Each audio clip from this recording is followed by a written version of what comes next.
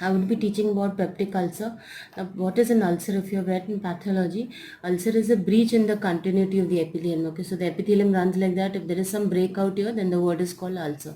Now, in this peptic ulcer, we have two types. We have something called gastric ulcer and we have duodenal ulcer. A gastric ulcer is usually present in the fundus of the stomach area, and the duodenal ulcer is usually present in the first part of the duodenum. Okay, now there are some signs and symptoms which are basically different in a gastric ulcer as compared to a duodenal ulcer, but the management overall remains the same. Okay, just for this diagram to show you that this is a gastric parietal cell, this makes the HCl. Now you have the mucous coat which is present on the HCl, and you have then the acid can, if the mucous coat is less, then the acid can directly touch the gastric parietal cells and can destroy those gastric parietal cells. Okay, now this is a diagram of the gastric parietal cell, one gastric parietal cell, if you can see. Now this is the canaliculi, from where, like, this part is the canaliculi where the acid H plus ions would come out. The Cl eventually comes from the blood into the lumen, and that combines the HCl, so that HCl gets formed. Now we have a lot of receptors which are present on this gastric parietal cell. Okay, now something out here, if you can see, there is something called as an EP receptor, which is called as the prostanoid receptor, or it's also referred as a prostaglandin receptor. Now this receptor is this receptor is somewhat protective to us. Why? Because when you stimulate this receptor, if you can see here, the HCl production falls. Okay, if you stimulate this receptor, something more happens, mucus production increases. Okay, so when you stimulate prostaglandins in the stomach, they have a cytoprotective role in the stomach, in the sense that, you know, they will decrease the acid and they will increase the HCl. Okay, now something about why you want to read about prostaglandin in the stomach. Is it important in a peptic ulcer chapter? No, but there is a chapter about something called prostaglandins, some uses of prostaglandins. So one use of prostaglandins, you know, for that particular chapter, you can try to remember that it can be used in the treatment of peptic ulcer. Okay, now coming out here, if you can see out here, there are some receptors. This is an H2 receptor. Okay, so something called histaminergic receptor. The histaminergic receptor is in H1 and an H2 receptor. This is an H2 receptor type, where if you stimulate this, again there is increase in HCl. So histamine would stimulate the H2 receptor. Then you have a M3 receptor, which is a muscarinic receptor, and you have a gastrin receptor. Stimulation of all these three, that is a gastrin, muscarinic and H2 receptor, will increase HCl production. Okay, now this is little complications about, you know, how in acetylcholine, histamine play a role and how they are interlinked with each other. Okay, so if you can see, this is a ganglionic cell. Now the M1 receptor is present on that. This is a muscarinic receptor. So whenever in your body the acetylcholine is released, the acetylcholine will stimulate the M1 receptor, and the ganglionic cells will release acetylcholine, which will again sit on a muscarinic receptor only. So M1, which is present on a different cell now, histaminocyte.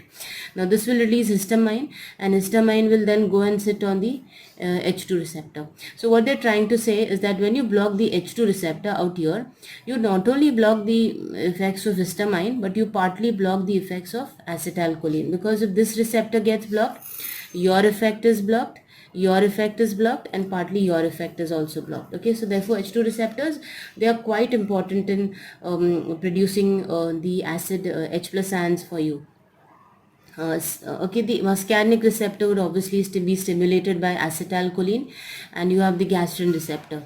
Now you also have this very important kind of thing, which is called as a proton pump. Okay, now the proton pump is actually throwing all the H plus ions which are produced by these kind of stimulation of these kind of receptors.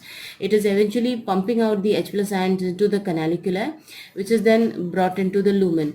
Now in turn, somebody called potassium is exchanged for that. Okay, but more important, remember that H plus ions which you people have brought about, they have eventually to be thrown in the canaliculi with the help of this proton pump. Okay, so this one, gastric parietal cell, very important for this whole big drugs that we are going to make from this particular part. Okay, just briefing about here, like how an ulcer gets formed in the stomach. So you have something called aggressive factors and you call defensive. Aggressive factors will be bad and the defensive factors will be good for you. They will be good for the stomach, protective for the stomach. The aggressive factors include HCl. HCl will burn the cells. Okay, so HCl is most aggravating factor. And one more one aggravating factor which I have not written out here is H. pylori. Okay, this is a microorganism which is concerned with relapses in peptic ulcer. So the two H's you can try to remember. The aggressive factors are two H's. So there is HCl and there is Helicobacter pylori.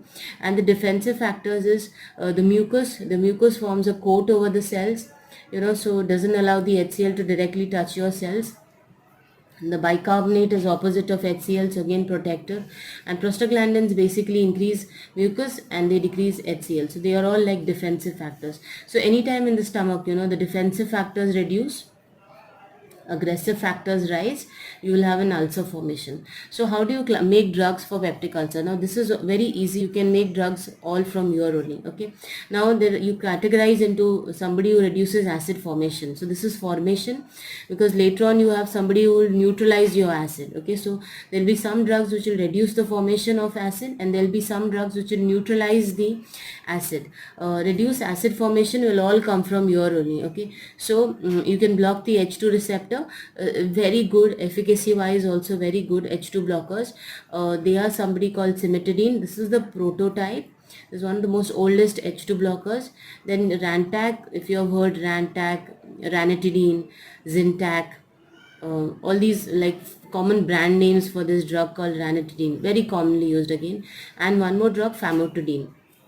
Then you have some okay, from here if you can make you can block M3 receptor. Okay, so you can make anti-muscarinics. Okay, so anti-muscarinics or anticholinergics, atropine. Okay, so anticholinergic and anti-muscarinic is the same thing.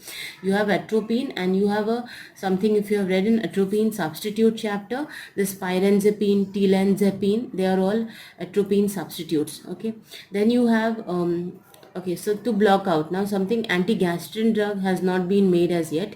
Then if you want to talk about blockers only, very important, like if you, this is like blocking individual stations and you block the end station. So if you are in Mumbai and you block the VT station, then whoever, all the passengers eventually who have come from all the stations, they eventually can't come out. So whoever H plus ions have been made from you, they want to eventually come out through this proton pump. But if you block this proton pump, then you have no secretion of H plus ions. So this is the most powerful drug of all. They are referred as the proton pump inhibitors. They are the most commonly, most widely used drugs, and they are the most what do you say, in the pharma company, they're most money making drugs. So proton pump inhibitors, you have omeprazole, you have the the S isomer, so esomeprazole of omeprazole, so esomeprazole, pantoprazole, rabeprazole. Now fastest acting proton pump inhibitor is this rabeprazole. Okay, then we have categorized this group of drugs: anti, so proton pump inhibitor; anti, so H2 blocker; anti, so anti-muscarinic. No anti-G has been made. Okay, coming to here, now do we want to stimulate or we want to inhibit this EP receptor? Logically I want to stimulate this receptor, because when you stimulate this, the HCl production falls and the bicarbonate rises and the mucus also rises. Okay, so you want to stimulate this. So the word is written as prostaglandin analogs. The word is written as misoprostol. There is rioprostil. There is N-prostil. Okay, so they are prostaglandin stimulant people. So you block everybody, you stimulate only prostaglandin. So now these are drugs which stimulate, decrease the acid formation, because they block certain kind of receptors. Okay, so decrease acid formation. The next group of drugs are those which will neutralize your acid. Now acid is like acidic, so you want to neutralize, so the word will be antacid, and acid is acid, so how will you neutralize? By using basic substances. Okay, so all this drugs are like basic substances. Now why do we want to read for a peptic ulcer chapter? Because you'll see that this is such a big chapter. We want to read because very commonly what people drink for for temporary relief of acidity, they and Gelusil, Muciane gel, all that is an FDC of some antacids. Okay, so they are categorized into systemic, non-systemic. Systemic means that this drug NaHCO3, so we'll discuss later when NaHCO3 combines with HCl, so chemical reaction, NaCl H2O, carbon dioxide. Okay, so during this process, it's just a chemical reaction happening in the stomach, but during this process, this is like ENO, soda, but during this process, what happens is that your acid gets neutralized, right? So sodium bicarbonate, these are systemic ones in the sense that when they are neutralizing the acid in the stomach, they also can get absorbed in the body. That is why they are called as systemic antacids. So sodium bicarbonate, sodium citrate, and this sodium carbonate. In the olden times, they used to say that drink milk. You've got acidity, drink milk. Why? Milk is slightly alkaline, so milk will neutralize the acid, but they're saying that in the olden times they used to drink this calcium carbonate and drink milk together for relief of acidity. Now milk contains calcium, this is also calcium. Too much of calcium getting absorbed, that causes renal stones, and that is referred as milk alkali syndrome. Okay, so which drug causes? MCQ, calcium carbonate. Non-systemic antacids, you have magnesium. So these ones won't get absorbed in the body. They will just neutralize the acid in the stomach and chemical reaction, and they would get excreted in the feces. So magnesium salts, you have magnesium hydroxide, magnesium trisilicate. You have aluminium salts like aluminium hydroxide, and you have this megaltrate, which is a chemical combination, but that is not so commonly used. What is most commonly used, widely used, is this FDC of magnesium salts and aluminium salts. So always in the exams, people will ask you, why this FDC? FDC, fixed dose combination, is made of aluminium and magnesium salts. Okay, it's a good combination, it's a very rational combination. The next group of drugs will be somebody, what they'll do is that they'll form a coat over the ulcer, over the gastric parietal cells. So suppose this area has got burnt, the drug will provide a coat over the cells. Now providing a coat, what will do is that it will not allow the HCl to directly touch your cells, and therefore cells will regenerate over a period of time. Who's the ulcer protective? They are somebody called sucralfate, there's somebody called CBS, colloidal bismuth subcitrate. Okay, sucralfate, colloidal bismuth subcitrate. And like we said out here, something I forgot out here. So there is HCl, and I told you there is this H. pylori, a microorganism which is concerned with relapses of the ulcer. So if you want that the ulcer shouldn't come back, you have healed the ulcer. Now you've given all these kind of drugs, the ulcer has got healed, but there's always this microorganism left. The ulcer will obviously come back. So you need to give antibiotics to kill that microorganism. So these are those. There is amoxicillin, there is clarithromycin, there is metronidazole, there is tinidazole, and there is this tetracyclines. Okay, now usually you never give a single drug, you always give a combination, like a triple drug regimen or a quadruple drug regimen. Okay, so to revise and to summarize, peptic ulcer, two types: gastric, duodenal, aggravating factor HCl, aggravating factor H. pylori, defensive factor. You increase, you decrease, the ulcer gets formed. These type, the cells, the receptors out here are bad because stimulating them will increase acid. There's only one fellow out here stimulating which will decrease acid. So inhibit all of you and stimulate this. Okay, so the ones which decrease formation, block H2, block M3, block PP proton pump, and stimulate the prostaglandin, and neutralize it by giving antacids, which can be systemic, non-systemic.